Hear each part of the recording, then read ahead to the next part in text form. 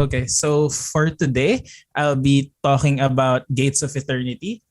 So, what is Gates of Eternity? Gates of Eternity is basically an augmented reality blockchain game that integrates the real world terrain with the gameplay mechanics of their game. So, think Pokemon Go, but then blockchain. It has a separate game called Cards of Eternity. So the team actually looks to integrate a lot of additional experiences on top of in their metaverse. So it's not just one game. And another highlight would be the team plans to have multi-chain compatibility, and they're looking at Ethereum, Binance, Polygon, and Avalanche. So integrating those chains together, maybe to reduce congestions or to leverage on the specialties of each chain. So a high-level token summary would be that their main token is called GOE. That's the native token, and they plan to use it across all the different game experiences that they're gonna build. So similar to maybe how Matic works for Polygon or how Ron is planned to work for the Axie ecosystem. It has a total allocation of 1 billion tokens maximum with no new tokens that's going to be minted by the team. And players can acquire the tokens through decentralized exchanges, through gameplay rewards, and through staking rewards once the game goes live. The main utility is basically a currency within the ecosystem, so it can be used to purchase NFTs, which are the creatures called Eternals. Adventurers, which is a different I'm thinking like these are your Pokemon trainers, like the main heroes of the ecosystem, and cards for the Cards of Eternity gameplay, and other items as well as like treasure chest, keys, and battle passes. One thing to note also is that GOE is going to be their main token that's also going to be used for gas fees and transaction fees within the ecosystem. So in terms of market design, based on OpenSea statistics, there are a total of 800 Genesis NFTs for Gates of Eternity. So these are your creatures called Eternals, with an additional minting that's going to happen, I think, tomorrow. There are currently around 439 holders of the Genesis NFTs. So there are some users or players within the ecosystem that are holding multiple Genesis NFTs at the moment. And the collection has actually reached a total trade volume of around 23.9 ETH as of yesterday. Having the game accessible and compatible with multiple blockchains helps the team manage the congestion for the users inside the game and try to leverage again on the specific specialties of each blockchain. In terms of player archetypes present inside the game, I foresee that there are going to be killers because the team plans to hold esports tournaments, in terms of like time trials, so certain competitive nature events that a killer archetype player would actually thrive from or will look forward to competing in. I see achievers as well present in the ecosystem because of the nature of the game as a creature capture game. So you look to collect creatures, you look to collect the cards that you have inside the game. So that could be one source of achievement for this particular player type. But the main one right now, since the game isn't out yet, I see that the investor archetype are the one that's being prominent because these are the users who are the early adopters. These are the ones who bought the Genesis NFTs that I mentioned earlier. And because these NFTs actually yield access to specific drops or releases related to the game as the game progresses in its development. In terms of mechanism design, so for the overall gameplay, it's still in the early stages. So not a lot of information has been released. There is no mention of any governance procedure or DAO feature within the game, so that's quite surprising given that it's a decentral or it's a blockchain game. There's also, in terms of the Gates of Eternity game itself, the creatures called Eternals have a set of abilities. They have elemental attributes. They have a level rating and statistics, mainly attack, defense, speed, and dexterity. So very, very similar to how Pokemon works, at least from what I've gathered from their white paper. And each Eternal also has a special ability that they can use in battle. So these either do damage, reduce incoming damage, heal, block abilities, increase the miss chance of their opponents, prevent enemies, and etc. There's also mention of items that you can use within the game. So it's mentioned like consumables and traps. So I'm thinking these are your potions, these are or some things that help you in the battle. And there's also mention of adventurer's ultimate skill that will help you, I think, capture or weaken your opponent so you could capture them in the through after the game or after you defeat them. And the last main feature that's specified for the gameplay is that it's turn-based gameplay. So I, in my head or the way I picture it, it's very very similar to how the Pokemon franchise uses it or their gameplay at least. They also did mention that for PvE encounters, this can range from either 1 to 3 Eternals, which a user, when they defeat those Eternals, can capture and mint these creatures on the blockchain. As for their card game, the only thing that they mentioned is that there are 150 cards that are NFTs and are tradable within the ecosystem. In terms of timelines, so a playable demo is scheduled to be out on April of this year, while the main augmented reality gameplay or for the main game is scheduled for release in early 2023. So I think the only things that they've released on their white paper are more technical details on how augmented reality will work with the blockchain. So I think it's really a matter of integrating that technology. That's their focus for this year at least. In terms of token design, so the main supply driver for their GOE token will be the reward emissions. So these are through staking, community, or gameplay rewards once those are actually activated already. The main driver for the GOE tokens would be, again, as I mentioned earlier, the purchase of NFTs and items that could be used within the game. But an additional driver would be for gas fees and transaction fees to be used when you mint or capture the creatures itself.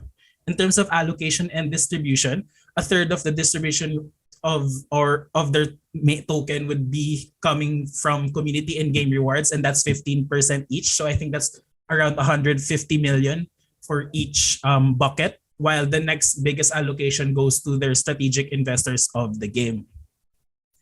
So some risks that I see or foresee for this game is that one, in terms of Pokemon Go, one big factor to the success of it's that the game is nostalgic for players. Like we grew up playing Pokemon, so we're very very familiar with it, and we really like as a kid really wanted our own Pokemon to go around and adventure, explore the world with. So Gates of Ethernity does not have this characteristic, mainly because it's a new game. So what they could do is basically find a way for the players, us users, to get attached to the creatures that we catch. And this could either be through a new form of gameplay where you actually take care of these creatures. Like there are some gameplay mechanics or gameplay modes that I've seen through other off-chain games where you pet the creatures, you feed them and stuff like that. So that could be a factor for players to get attached to the Eternals. For idiosyncratic risks, I have a few. So first is my main question is how the team plans to start the game. This will be crucial. So will it be a free-to-play game with an option to mint monsters caught into NFTs in the future so they could access certain game features, or will it be like a user would need to purchase a monster first before playing the game so they can battle other monsters and weaken them in order to catch them?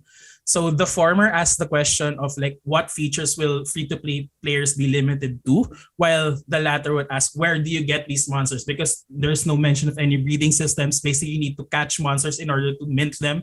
So where would the players catch these original, like that first monster that they would get, like for the new players at least?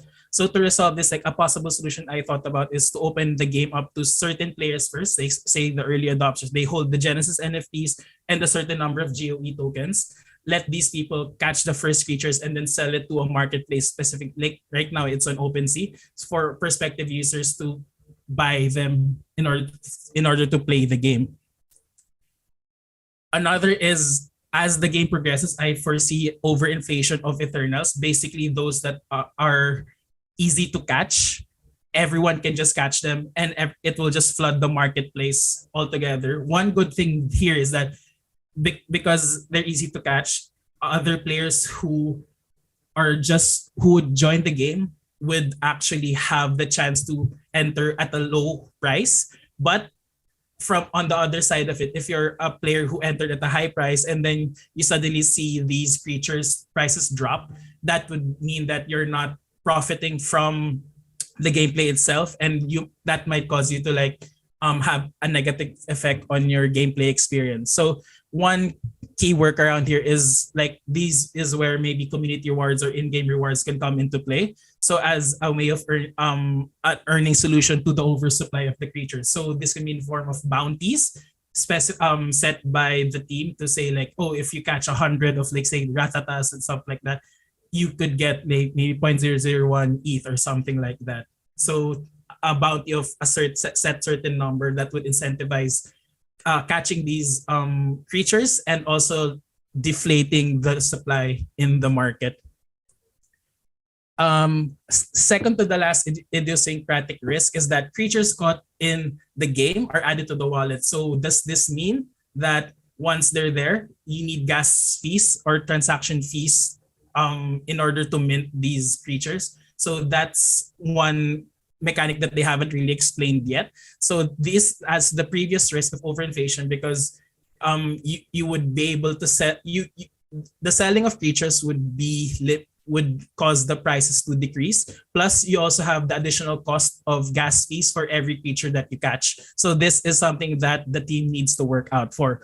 A potential solution is storing the data that you catch on servers first and having the option to mint these creatures once you choose to sell them on the marketplace, which also helps for the previous risk as well. And the last idiosyncratic risk I see is that syncs can be seen as a problem at the early stage of the game. Specifically, there are not much fundamental drivers for GOE if users can just catch the creatures and mint them into NFTs instead of reading them. So adding like a Pokeball mechanic or purchasing more consumables where it could be used in battle either to increase the statistics of your creatures or increase their health or mana potions, basically to help you win the games, and also purchase an item that could be used to catch the creatures would help like drive the demand for GOE. It is good to note that the team behind the project foresees multiple experiences built around the main game also that they plan to release. So that will also drive demand for GOE tokens in the future. So overall, Gates of Ethernity is a promising game if they can pull it off correctly. They do not have the franchise familiarity of Pokemon Go, but the core gameplay is there. The game is very cinematic in feel as evidenced by the trailer that they released a few months ago. It has yet to be seen if this can be realized through the gameplay. There is still a lot of questions in regards to overall gameplay, economic syncs, and the whole player experience. But I believe that more information will be released once the game progresses in its development. Great. That's great. Okay, good, interesting project. I think one of the key questions that I always come back to is, does this project need to be tokenized? And can it just, maybe only the NFT part needs to be tokenized and everything else in the project does not need to be tokenized? Because the GOE, that is an in-game currency, right? It's different from the NFT part. And in that aspect, if it's just like Pokemon Go, it's not a very complex game. It's very simple. I see a lot of people on the bus just playing Pokemon Go all the time. And with Pokemon Go, it's focusing on familiarity that you mentioned. That's something that they like. It's something comfortable. It's nothing to do on the bus, so you just play the game. But when it comes to when you add the monetization aspect, now people start looking at, okay, this becomes an alternative to working in an hourly job because I've got all these tokens that I can earn. And once, as you mentioned, once there's overinflation, once prices fall, people just leave the system. So what does this tell us about the economy? In the long run, it becomes an extractive economy. it selects for the wrong kind of people coming in. Instead of people focusing on gameplay, it focuses on people churning and leaving the system. This is not what we want when we want to increase stickiness and the ecosystem and the market of our game. That brings to the second point on the token distribution. I know token distribution is one small component of the entire thing, but if you look at 30% goes, if you go back to that slide, 30% goes to investors and 30% goes to the community. The project is not going to, the game is not going to be launched anytime soon. So that 30% game economy will be locked up because no one will have access to that. Until the game is live, no one will have access to that. Now, all the tokens are given to investors. And not that investors are bad, investors are useful, but in this case, when it's not live yet and investors have these tokens, they become unnecessary sell pressure, especially once project starts running. All these become sell pressure, and you have high prices initially because you only have 30% to the community and then 30% equal amount to the investors. So think of it as all the different community members that you have in place, that equals all the early investors that you have. That proportionally does not seem to make the most sense, or rather it can create a lot of potential risks in terms of the distribution of wealth per se of this ecosystem. So that can be quite risky. In fact, if you add in the KOL in there, together with all the other investors, this is basically more than your community and your in-game rewards. At the end of the day, the main question is this project focusing on gameplay and community, or is this project focusing on driving investors, getting money, pumping the token, and then after that, leaving the system? AR, VR, all these emerging tech is complex and they're difficult to build. I don't know how long this project has been working on this I don't know how long they've been working on this project. And I don't know if they're able to reach their AR release timeline of about a year. So that will be interesting to see. In terms of unnecessary sell pressure, so I think at least in our Notion page, I mentioned there that this vesting schedule. So most of the tokens will be released upon the start of the game. So at GTE, so that at least mitigates the sell pressure here, like prior to the game release. In terms of complexity of the game, since there's gonna be a battle system, and that is actually one of my, how should I say, when Pokemon Go released, it was what I was looking for but wasn't there. So that battle system where you need to battle a Pokemon before you're able to capture it, that's not in Pokemon Go because you just have to flick basically and it's a chance that you're gonna catch.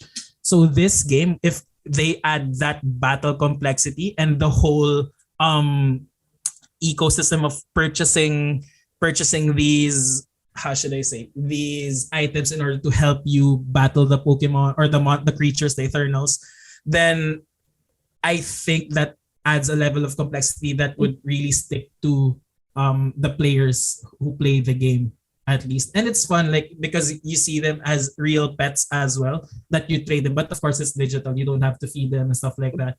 But the fact that you're walking around interacting with the environment, and then you see a creature, you battle it, you catch it, and then hey, there's a level of like not just skill but then effort as well, because you're moving around the real world to look for these creatures as well. So I think that could drive the prices of it. I think it's, how should I say, it's a unique technology, unique gameplay to integrate, but again, it's still early in its development.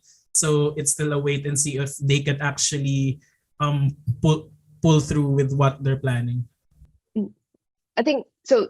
To summarize, this is basically a crypto version of Pokemon Go with a lot of AR aspects. You get to play in real life. You also get to play in the digital world, and you have these various token ideas of how tokens are basically resources that you can create your Pokemon, which are your NFTs, and then your various currencies available to trade.